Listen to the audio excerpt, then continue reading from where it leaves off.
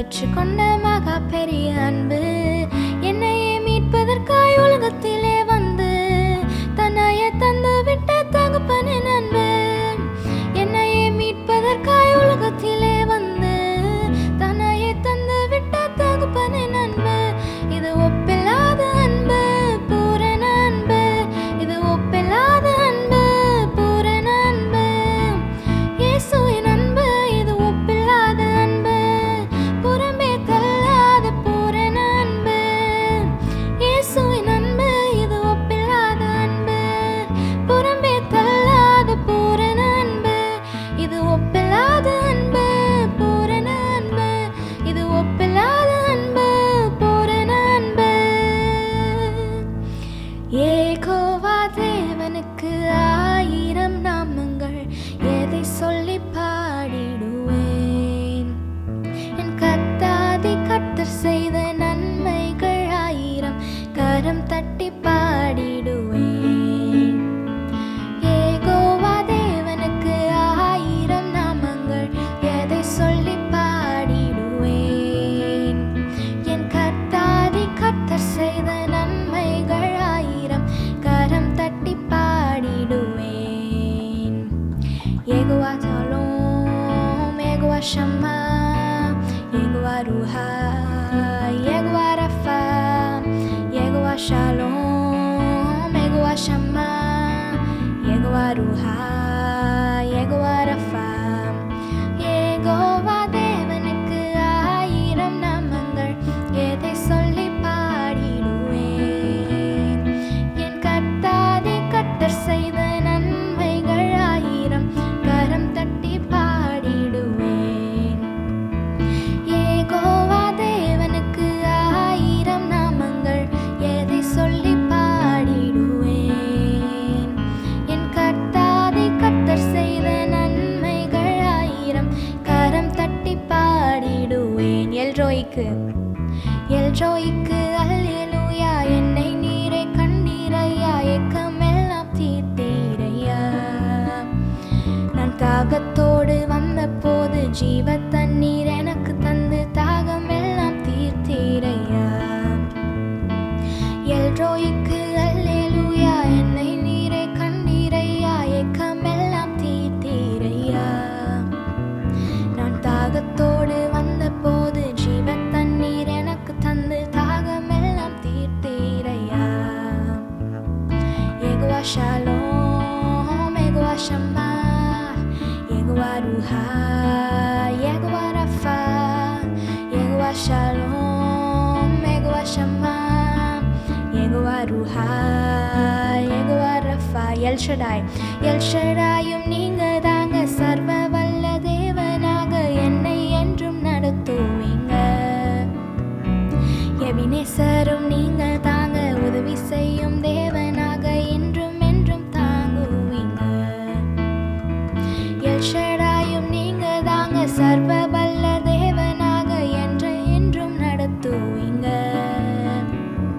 உதவி செய்யும் தேவனாக என்னை என்றும் தாங்குவீங்க. Jehovah Shalom, Jehovah Shammah, Jehovah Ruah, Jehovah Rapha. Jehovah Shalom, Jehovah Shammah, Jehovah Ruah, Jehovah Rapha. Jehovah தேவனுக்கு 1000 நாமங்கள், எதை சொல்லி பாடிடுவேன்.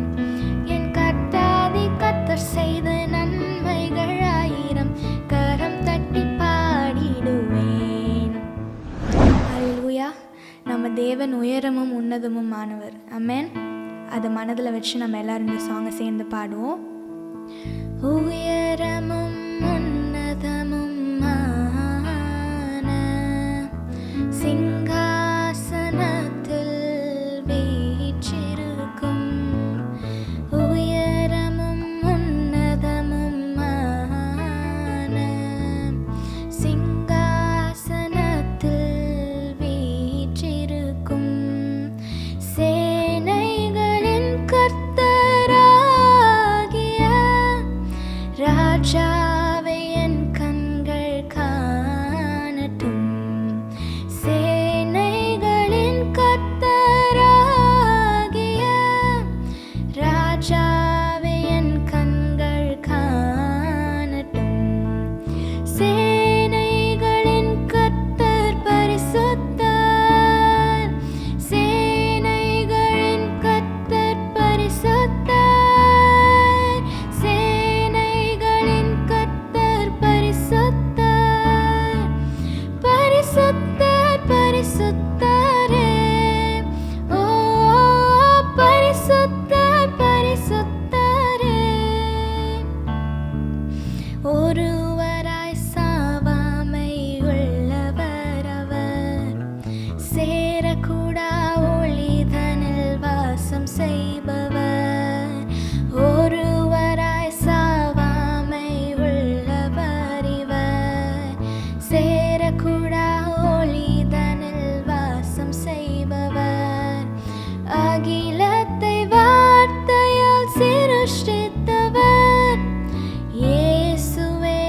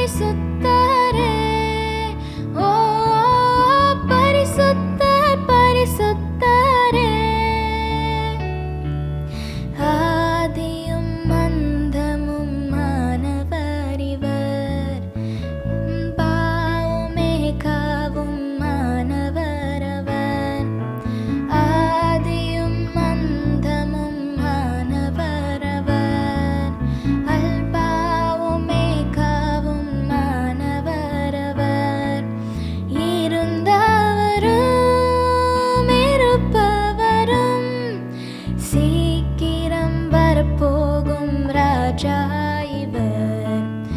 இருந்தவரும் இருப்பவரும் சீக்கிரம் வரப்போகும் ராஜா இவர். சேனைகளின் கர்த்தர் பரிசுத்தர், சேனைகளின் கர்த்தர் பரிசுத்தர், சேனைகளின் கர்த்தர் பரிசுத்தர், பரிசுத்தர் பரிசுத்தரே. ஓ பரிசுத்தர் பரிசுத்தரே, பரிசுத்தர் பரிசுத்தரே. ஓ பரிசுத்தர் பரிசுத்தரே. Praise the Lord. கர்த்தர் பெரியவராக இருக்கிறார். ஆமென். இந்த நாளிலும் கூட தேவன் நம்மளோடு கூட பேச விரும்புகிற வார்த்தை என்னவென்று நாம் பார்ப்போமானால், ஏன் நம்முடைய வாழ்க்கையில் பரிசுத்த ஆவியானவர் அவசியமாய் தேவைப்படுகிறார்? பரிசுத்த ஆவியானவர் நமக்கு தேவையா? அப்படியெல்லாம் கூட நாம் சற்று நேரங்களில் யோசிக்கிறோம். ஆனால் பரிசுத்த ஆவியானவர் நம்முடைய வாழ்க்கையில் கண்டிப்பாக தேவை என்பதை வேதாகமும் நமக்கு தெளிவாக அச்சுறுத்தி காட்டுகிறது. ஏன் பரிசுத்த ஆவியானவர் நமக்கு தேவை என்று நாம் பார்ப்போமானால், அவர் ஜீவிக்கிற தேவனாக காணப்படுகிறார். அவர் மோசேயோடு ஜீவிக்கிற தேவனாக காணப்பட்டார். மோசேயுடைய வாழ்க்கையில் கர்த்தருடைய சத்தம் தெளிவாக வெளிப்பட்டது. அவர் முட்செடியில் தரிசனமாகி மோசேயோடு முகமுகமாய் அவர் பேசினார் என்று வேதாகமத்தில் நாம் வாசிக்கிறோம். அதற்கு பிற்பாடு நாம் பார்ப்போமானால், எலியாவுடைய வாழ்க்கையிலேயே தேவனுடைய பிரசன்னமும் தேவனுடைய சத்தமும் மிக துல்லியமாக காணப்பட்டது. இதெல்லாம் யாருடைய சத்தம் அப்படி என்று நாம் சற்று யோசித்து பார்ப்போமானால், கர்த்தருடைய ஆவியானவரே பேசுகிறார் என்று தான் வேதாகமம் தெளிவாக நமக்கு எடுத்து காட்டுகிறது. கர்த்தருடைய ஆவியானவர் பழைய ஏற்பாடு ஆதியாகமத்திலிருந்து புதிய ஏற்பாடு வெளிப்படுத்தின விசேஷம் வரைக்கும் அவருடைய அசைவாடுதல் மிகவும் அதிகமாக காணப்படுகிறது. எல்லா இடங்களிலும் அவருடைய பங்கு என்னவென்று நாம் பார்ப்போமானால், அவருடைய சத்தம், கர்த்தருடைய ஆவியானவருடைய சத்தம், அவருடைய பலத்த கிரியைகள், இவை எல்லாவற்றையும் நாம் மோசேயுடைய வாழ்க்கையும் எலியாவுடைய வாழ்க்கையிலும் நாம் பார்க்கிறோம். மோசே மேலிருந்த அபிஷேகமும் எலியா மேலிருந்த அபிஷேகமும் ஒரே சமமான அபிஷேகமாக காணப்பட்டது. உதாரணமாக புதிய ஏற்பாட்டில் நாம் எடுத்து பார்ப்போமானால், பேதுருவுடைய வாழ்க்கையிலே பரிசுத்த ஆவியானவர் அதிகமாய் செயல்பட்டார் என்று கூட நாம் வாசிக்கிறோம். நாம் உதாரணமாக அப்போஸ்தலர் 4வது அதிகாரம் 8-10 வரை உள்ள வசனங்களை நாம் பார்ப்போமானால், அப்பொழுது பேதுரு பரிசுத்த ஆவியினாலே நிறைந்து அப்படி என்று சொல்லி வேதத்தில் சொல்லப்பட்டு இருக்கிறது. அப்போஸ்தலர் 2வது அதிகாரத்தில் சீஷர்கள் கூடியிருந்த இடத்துல நாம் பார்ப்போமானால், அந்த இடத்துல பெந்தகோஸ்த நாளிலே பெருமழையான அக்னிமயமான நாவுகளாக எல்லார் மேலும் பரிசுத்த ஆவியானவர் வந்து இறங்கினார் என்று வேதாகமத்தில் தெளிவாக சொல்லப்பட்டு இருக்கிறது. அப்படி என்றால் இந்த இடத்துல அப்போஸ்தலர் 4வது அதிகாரத்தில் நாம் வாசிக்கிறோம், அப்பொழுது பேதுரு பரிசுத்த ஆவியினாலே நிறைந்து மறுபடியுமாக, அப்போ பரிசுத்த ஆவியானவரால் மறுபடியுமாக பேதுரு நிறையப்பட்டார் என்று இந்த வசனம் நமக்கு தெளிவாக சுட்டி காட்டுகிறது. அவர் சொல்லுகிறார், அவர்களை நோக்கி, ஜனத்தின் அதிகாரிகளே, இஸ்ரவேலின் மூப்பர்களே, பிணியாளியாயிருந்த இந்த மனுஷனுக்கு செய்யப்பட்ட உபகாரத்தை குறித்து எதினாலே இவன் ஆரோக்கியமானான் என்று நீங்கள் என்று எங்களிடத்தில் விசாரித்து கேட்டால், உங்களால் சிலுவையில் அறையப்பட்டவரும் தேவனால் மரித்தோரிலிருந்து எழுப்பப்பட்டவருமாகிய நசரனாகிய இயேசு கிறிஸ்துவின் நாமத்தினாலேயே இவன் உங்களுக்கு முன்பாக சொஸ்தமாய் நிற்கிறான் என்று உங்கள் எல்லாருக்கும், இஸ்ரவேல் ஜனங்கள் எல்லாருக்கும் தெரிந்திருக்க கடவது என்று சொல்லி ஆணித்தரமாக, அச்சாரமாக, தைரியமாக பேதுரு பேசுகிறார். அப்போ இந்த மனுஷன் எப்படி சொஸ்தமானான் என்று ஜனங்களுக்கு ஒரே குழப்பம். அப்பொழுது பேதுரு சொல்லுகிறார், சிலுவையினால் அறையப்பட்டவரும் உயிரோடு எழுந்த நசரனாக இயேசு கிறிஸ்துவின் நாமத்தினாலே நான் இந்த அற்புதத்தை செய்தேன் என்று சொல்லி பரிசுத்தாவின் அபிஷேகத்தினால நிறைந்து பேசுகிறான். அப்போஸ்தலர் 4வது அதிகாரம் 4வது வசனத்தில் நம்ம பார்ப்போமானால், வசனத்தை கேட்டவர்களில் அநேகர் சொஸ்தம் அடைந்தார்கள், விசுவாசித்தார்கள் என்று எழுதப்பட்டிருக்கிறது. அவர்கள் தொகை வந்து பார்த்தீங்கன்னா ஏறக்குறைய 5000 இருந்தது. ஒரே பிரசங்கத்திலே பார்த்தீர்களானால் பேதுருவின் ஒரே ஒரு பிரசங்கத்தில் 5000 பேர் ரட்சிக்கப்பட்டார்களாம். எவ்வளோ பெரிய அபிஷேகம் பாருங்களேன். பேதுரு மேலே இருந்த அபிஷேகம், அந்த பரிசுத்த ஆவியானவருடைய அபிஷேகம் 5000 பேரை ரட்சிப்புக்குள்ளாக நடத்தியது. இந்த நாட்களிலும் கூட அப்படித்தான் ஜனங்கள் சுவிசேஷத்தை ஏற்றுக்கொண்டு ரட்சிக்கப்படுகிறார்கள். பரிசுத்த ஆவியின் அசைவாடுதல் அதிகமாக காணப்படுகிறது. பேதுருவுடைய வாழ்க்கையில் எப்படி இந்த அபிஷேகம் வந்திருந்தது நம்ம சற்று யோசித்து பார்ப்போமானால், பேதுரு பரிசுத்த ஆவியினாக முதலாக நிறையப்பட்டிருந்தான். இரண்டாவதாக பார்த்தால் அவர் இயேசு கிறிஸ்துவோடு கூடவே இருந்த ஒரு மனுஷனாக காணப்படுகிறார். லாசருவை உயிரோடு எழுப்பும் பொழுது அவர் கூடவே இருந்து அவர் உயிரோடு எழுப்புவதை, அந்த உயிர்த்தெழுந்த அந்த வல்லமையை பேதுரு காண்கிறார். இரண்டாவதாக இயேசு கிறிஸ்து நோய்களையும் சாபங்களையும் பிணியாளிகளையும் சுகமாக்குகிறதை பார்த்து பேதுரு விசுவாசித்தான். ஸோ இந்த காரணங்கள் எல்லாம் நம்ம சுற்றி பார்க்கும் பொழுது பேதுரு மேல் இருந்த அபிஷேகம் தனித்தன்மை வாய்ந்ததாக காணப்படுகிறது. நம்ம எடுத்து வாசிக்கலாம். யோவான் எழுதின சுவிசேஷம் 16வது அதிகாரம் 7வது வசனம். நான் உங்களுக்கு உண்மையை சொல்லுகிறேன், நான் போகிறது உங்களுக்கு பிரயோஜனமாக இருக்கும். நான் போகாதிருந்தால் தேற்றரவாளன் உங்களிடத்தில் வரார். நான் போவேனே ஆகில் அவரை உங்களிடத்துக்கு அனுப்புவேன். பேதுரு சிலுவையில் அறையப்பட்ட இயேசு கிறிஸ்துவை பிரசங்கித்தான். அதாவது பார்த்திங்கன்னா, இயேசு கிறிஸ்து சீஷர்களோடு பேசுகிறார், நான் போய் உங்களுக்காக ஒரு தேற்றரவாளனை நான் அனுப்புகிறேன் சொல்ல. அந்த தேற்றரவாளன் யார் என்று நாம் பார்ப்போமானால், சீஷர்களுக்கு தன்னுடைய ஆவியை, தன்னுடைய அபிஷேகத்தை கொடுத்த நசரனாகி இயேசு கிறிஸ்துவின் தேவ ஆவியானவராய் அவர் காணப்படுகிறார். அந்த தேற்றரவாளன் இவர்களுக்குள்ளாக இருந்து ஜனங்களை தேற்றுகிறவராகவும், ஜனங்களை ஆட்சிகிறவராகவும், ஜனங்களுக்கு உதவி செய்கிறவராகவும், ஜனங்களை சிறையிலிருந்து விடுதலை ஆக்குகிறவராகவும் காணப்பட்டார். சீஷர்கள் சென்ற இடமெல்லாம் இந்த தேற்றரவாளன் கூடவே சென்றார். அவர்தான் அந்த பரிசுத்த ஆவியானவர். எப்படி மோசேவுடைய வாழ்க்கையில் இந்த பரிசுத்த ஆவியானவர் வெளிப்பட்டாரோ, எப்படி எலியாவுடைய வாழ்க்கையில் இந்த பரிசுத்த ஆவியானவர் வெளிப்பட்டாரோ, எப்படி பேதுருடைய வாழ்க்கையில் இந்த பரிசுத்த ஆவியானவர் வெளிப்பட்டாரோ, அதே பரிசுத்த ஆவியானவர் நம்முடைய வாழ்க்கையிலும் இருக்கிறார். அவர் பெரிய காரியங்களை செய்ய வல்லவர். நாம் அதற்கு செய்ய வேண்டிய காரியங்கள் என்னவென்று நாம் பார்ப்போமானால், நம்மை நாமே விட்டு கொடுக்க வேண்டும், நம்மை நாமே தாழ்த்த வேண்டும், அவருக்கு முன்பாக நம்முடைய பாவங்களை நாம் அறிக்கையிட வேண்டும். பேதுரு சிலுவையில் அறையப்பட்ட இயேசுவையே பிரசங்கித்து கொண்டிருந்தார். சிலுவையில் அறையப்பட்ட இயேசுவால தான் உங்களுக்கு ரட்சிப்பு, சிலுவையில் அறையப்பட்ட இயேசுவால தான் உங்களுக்கு மீட்பு, அப்படி என்று சொல்லி ஆணித்தரமாக அச்சாரமாக அவர் பிரசங்கித்து கொண்டே இருந்தார். பேதுரு உயிரோடு எழுந்த இயேசுவையும் பிரசங்கித்து கொண்டே இருந்தார். சிலுவையில் அறையப்பட்ட இயேசுவையும் உயிரோடு எழுந்த இயேசுவையும் அவர் பிரசங்கித்து கொண்டே இருந்தார். அதாவது வரப்போகிற மேசியாவை குறித்து பிரசங்கம் பண்ணுகிறவராக காணப்பட்டார். வரப்போகிற மேசியா யார் என்று நாம் பார்ப்போமானால், அவரே ஆண்டவராகிய இயேசு கிறிஸ்துவாக காணப்படுகிறார். இந்த உலகத்துக்கு இன்னொரு விசையாக வரப்போகிற மேசியா யார் என்று நாம் பார்ப்போமானால், ஆண்டவராக இயேசு கிறிஸ்து.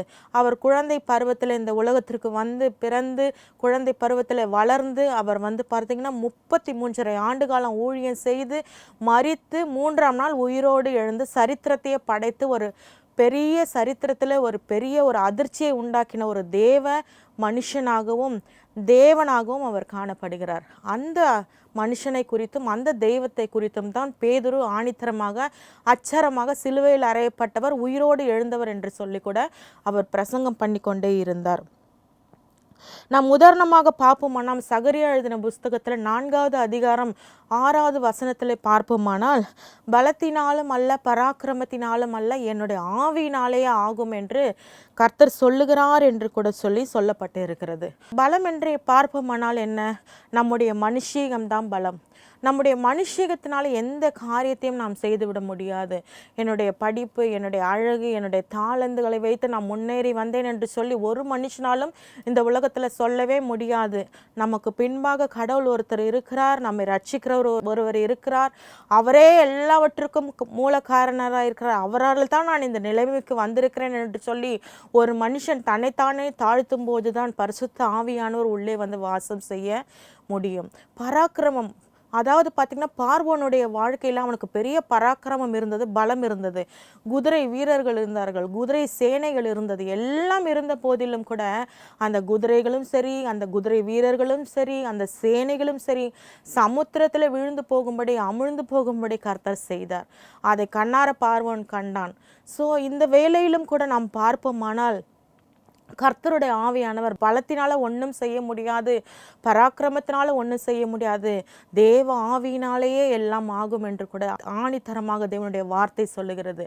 இந்த வார்த்தைகள் எல்லாம் வேதாகமத்தில் சொல்லப்பட்ட இந்த வார்த்தைகள் எல்லாம் பரிசுத்த ஆவியானவரால் எழுதப்பட்டு, பரிசுத்த ஆவியானவர் தேவ மனுஷர்கள் மூலமாக சத்தமாக வெளிப்பட்டு, பரிசுத்த ஆவியானவரான ஒவ்வொரு எழுத்தும் அது புதை பொருளாக கண்டெடுக்கப்பட்டு இன்று நம்முடைய கையில் வேதாகமாக புனித பைபிளாக நாம் அதை வைத்து நாம் வாசிக்கிறோம். அந்த வார்த்தையை வாசிக்கும் போதே விடுதலை, அந்த வார்த்தையை விசுவாசிக்கும் போதே விடுதலை, அந்த வார்த்தை எங்கெல்லாம் போகிறதோ அங்கெல்லாம் ரட்சிப்பு, சுவிசேஷம். இதுதான் பேதுருவை செய்தார். ஆகையால் கூட நம்முடைய வாழ்க்கையிலும் நாம் தேவனுடைய பிள்ளைகளாக நாம் மாற வேண்டுமானால் பரிசுத்த ஆவியானவருக்கு நம்மை நாமே ஒப்பு கொடுக்க வேண்டும். அவர் என்னுடைய வாழ்க்கையில் அவசியமாக தேவை, கண்டிப்பாக தேவை. அவர் இல்லாமல் என்னால் ஒன்றுமே செய்ய முடியாது என்று சொல்லி நாம் விசுவாசிக்கும் போது பரிசுத்த ஆவியானவர் நம்முடைய உள்ளத்தில் வந்து நிரப்புவார். பரிசுத்த ஆவியானவருடைய வேலை என்ன தெரியுமா பிரியமானவர்களே? பரிசுத்த ஆவியானவர் நம்முடைய பாவங்களை முதலாக நம் உணர்த்துகிறவராக காணப்படுகிறார். அந்த பாவ உணர்த்துதல் நம்மளுக்குள்ளாக வரும் பொழுது, நாம் பாவங்களை அறிக்கையிட்டு இயேசுவே என்னை மன்னியும் என்று நாம் சொல்லும் பொழுது தேவ ஆவியானவர் நம்முடைய இருதயத்துக்குள்ளாக வருகிறார். ரட்சிக்கப்பட்ட ஒவ்வொரு மனுஷியும் இதை ஆணித்தரமாக சொல்ல முடியும். தேவ ஆவியானவர் மாத்திரம்தான் பாவங்களை மன்னிக்கிறவராக காணப்படுகிறார். தேவ ஆவியானவர் மாத்திரம்தான் விடுதலையை தருகிறவராக காணப்படுகிறார். தேவ ஆவியானவர் மாத்திரம்தான் உங்களுக்கு ஒரு நல்ல நண்பனாக, உங்களுக்கு நல்ல உறவாக காணப்படுவார். தேவ ஆவியானவர் மாத்திரம்தான் உங்களுக்கு நல்ல மருத்துவராக காணப்படுவார். ஒருவேளை இந்த நாட்களில் கூட நீங்கள் கைவிடப்பட்ட சூழ்நிலையில் இருக்கலாம். ஐயோ, எனக்கு எல்லாரும் கைவிட்டுட்டாங்களே, எனக்கு இப்படிப்பட்ட வியாதி இருக்கிறதே, இப்படிப்பட்ட பிரச்சனைகள் இருக்கிறதே, இப்படிப்பட்ட போராட்டங்கள் இருக்கிறதே, எல்லாருக்கிட்டையும் நான் சொல்லி பார்த்துட்டேனே, எந்த விடுதலையும் எனக்கு வரவில்லையே, எல்லா காரியங்களையும் நான் செய்து பார்த்துட்டேனே, எந்த விடுதலையும் எனக்கு வரவில்லையே என்று சொல்லி உங்களுக்குள்ளாக நீங்கள் குழம்பி கொண்டு இருக்கலாம். ஆனால் தேவ ஆவியானவர் ஒருவர் இருக்கிறார். அவரிடத்துல பரிசுத்த ஆவியானவரிடத்துல உங்களுடைய பிரச்சனையை போய் சொல்லுங்கள். பரிசுத்த ஆவியானவருடைய வல்லமை உங்களை மூடும். பரிசுத்த ஆவியானவருடைய அபிஷேகம் உங்களை மூடும். பரிசுத்த ஆவியானவர் உங்களை நிரப்புவார். பரிசுத்த ஆவியானவர் உங்களை ஆசீர்வதிப்பார். ஒருவேளை மருத்துவர்கள் உங்களை கைவிட்டு இருக்கலாம், ஒருவேளை குடும்பம் உங்களை கைவிட்டு இருக்கலாம், ஒருவேளை கணவர் உங்களை கைவிட்டு இருக்கலாம், பிள்ளைகள் உங்களை கைவிட்டு இருக்கலாம், பிள்ளைகள் உங்களை வெறுத்து இருக்கலாம், தள்ளப்பட்டு இருக்கலாம். எல்லா சூழ்நிலையும் மாற்ற வல்லவர் பரிசுத்த ஆவியானவர் தான். அவருக்கு உங்களுடைய வாழ்க்கையை ஒப்பு கொடுத்து பாருங்கள். எல்லாம் உங்களுடைய வாழ்க்கையில சாதகமாக, உங்களுக்கு அது சாதகமாக முடியும். உங்களை யாரெல்லாம் துரத்தினார்களோ, உங்களை யாரெல்லாம் தள்ளினார்களோ, உங்களை யாரெல்லாம் வெட்கப்படுத்தினார்களோ, உங்களை யாரெல்லாம் வேண்டாம் என்று சொல்லினார்களோ, அவர்களே வந்து சேரும் வண்ணமாய் கர்த்தர் செய்வார். கர்த்தருடைய ஆவியானவரே பெரியவராய் இருக்கிறார். கர்த்தருடைய ஆவியானவருக்கு உங்கள் உள்ளத்தை ஒப்பு கொடுங்கள். இப்பொழுதும் கூட நாம் ஜெபிக்கலாம். அன்பின் பரலோகத்தின் தகப்பனே, அப்பா, அருமையான இந்த நாளுக்காக நாங்கள் உமக்கு நன்றி செலுத்துகிறோம் தகப்பனே. நாங்கள் வேதத்தில் தியானித்தது போல ஆண்டவரே, பரிசுத்த ஆவியானவர் எவ்வளவு அவசியம் என்பதை நாங்கள் ஆராய்ந்து அறிந்து கொண்டோம் தகப்பனே. ஆண்டவரே ஷாலோம் ஃபெலோஷிப்பில் இந்த வார்த்தைகளை கேட்டுக்கொண்டிருக்கிற ஒவ்வொருவருடைய உள்ளத்திலும் பரிசுத்த ஆவியானவர் எவ்வளவு தேவை என்பதை நீர் ஆணித்தரமாக, அச்சாரமாக அப்பா நீர் பேசி அவர்களுக்கு நீர் உணர்த்தும்படியாய் நான் ஜெபிக்கிறேன் அப்பா. அவருடைய உள்ளங்கள் திறக்கப்படும்படியாய் நான் ஜெபிக்கிறேன் கர்த்தாவே. பரிசுத்த ஆவியானவர் எங்கேயோ அங்கே விடுதலை உண்டு. கர்த்தரே ஆவியானவர், கர்த்தருடைய ஆவி எங்கேயோ அங்கே விடுதலை உண்டு என்று நாங்கள் வாசிக்கிறோமே தகப்பனே. அப்பா, அப்படியே நீர் ஆண்டவரே இந்த ஷாலோம் ஃபெலோஷிப்பை பார்த்து கொண்டிருக்கிற ஒவ்வொருவருடைய உள்ளத்திலும் பரிசுத்த ஆவியானவருடைய வல்லமை இறங்கும்படி நான் ஜெபிக்கிறேன் அப்பா. ஆண்டவரே, நாங்கள் தியானித்தது போல பேதுரு எப்படி தைரியமாக என்னுடைய வார்த்தையை பிரசங்கித்தாரோ, 5000 பேர் எப்படி ரட்சிக்கப்பட்டார்களோ, அதே போல இந்த ஷாலோம் ஃபெலோஷிப்பை பார்த்து கொண்டிருக்கிற ஒவ்வொருவரையும் கர்த்தர் தொடுவீராக. இயேசுவின் நாமத்தினால் அபிஷேகம் வெளிப்படுவதாக. இயேசு கிறிஸ்துவின் நாமத்தினால ரட்சிப்பு வருவதாக. இயேசு கிறிஸ்துவின் நாமத்தினால சுவிசேஷம் போவதாக. இயேசு கிறிஸ்துவின் நாமத்தினால விடுதலை வருவதாக. பரிசுத்த ஆவியானவரை ஏற்றுக்கொண்டு, பரிசுத்த ஆவியானவரை ஆராதித்து, கர்த்தருக்கு சாட்சியுள்ள வாழ்க்கை வாழ கர்த்தர் உதவி செய்யும்படி நான் ஜெபிக்கிறேன். அப்பா, உம்முடைய கரத்தில் இந்த ஷாலோம் ஃபெலோஷிப்பை பார்த்து கொண்டு இருக்கிற ஒவ்வொருவரையும் நான் கொடுக்கிறேன் அப்பா. ஆராதனை வேளையில் தேவ பிரசனம் இடைப்பட்டதற்காக நன்றி. செய்தி வேளையில் நீர் பேசியதற்காக நன்றி. ஜெப வேளையில் நீர் விடுதலையை கொடுத்து கொண்டு இருக்கிறீர், அதற்காக உமக்கு நன்றி. ஸ்தோத்திரம் செலுத்துகிறோம் அப்பா, ஸ்தோத்திரம் செலுத்துகிறோம் அப்பா. ஆண்டவரே, இனி உங்கள் துக்கம் சந்தோஷமாக மாறும் என்று நீர் சொல்லியிருக்கிறீர் அப்பா. அப்படியே நீர் செய்ய போகிற கிருபைக்காக ஸ்தோத்திரம், நன்றி செலுத்துகிறோம் கர்த்தாவே. அப்பா, நீர் பெரியவர் ராஜா. உலகத்தில் இருக்கிறவனிலும் எனக்குள் இருக்கிறவர் பெரியவர் என்று வேதத்தில் சொல்லப்பட்டு இருக்கிறதே. இயேசு கிறிஸ்துவே நீர் பெரியவராயிருக்கிறீர். அந்த பெரியவர் அப்பா, நீர் எல்லாரையும் தொட்டு அப்பா, நீர் எல்லாரையும் விடுதலை ஆக்கி உம்முடைய ரட்சிப்புக்குள்ளாய் நடத்தி கொண்டு போவீராக. ஆசீர்வதிக்கும்படி நாங்கள் ஜெபிக்கிறோம் அப்பா. நன்மையும் கிருபையும் எங்களுக்கு தொடரும்படி நாங்கள் ஜெபிக்கிறோம். உமது ரத்த கோட்டைக்குள்ளா இந்த ஷாலோம் ஃபெலோஷிப்பை நாங்கள் ஒப்பு கொடுத்து ஜெபிக்கிறோம். இயேசு கிறிஸ்துவின் நாமத்தில் ஜெபிக்கிறோம் நல்ல தகப்பனே, ஆமீன். God bless you. இந்த ஷாலோம் ஃபெலோஷிப்பை நீங்கள் தொடர்ந்து பார்க்கும்படி நான் உங்களை அன்பாய் கேட்டுக்கொள்கிறேன். என்னுடைய மகள் ஆராதனை எடுக்கும் பொழுதும் சரி, தேவ ஆவியானவர் வார்த்தையோடு உங்களோடு பேசும்போதும் சரி, ஜெப வேளையிலும் சரி, முழுமையாக நீங்கள் வீட்டில் அமர்ந்து இந்த ஷாலோம் ஃபெலோஷிப்பை பார்த்து ஆண்டவரிடத்தில் உங்களை நீங்கள் ஒப்பு கொடுத்து ஆண்டவருக்கு சாட்சியாய் வாழும்படி நாங்கள் உங்களை அன்போடு கூட கேட்டுக்கொள்கிறோம். God bless you.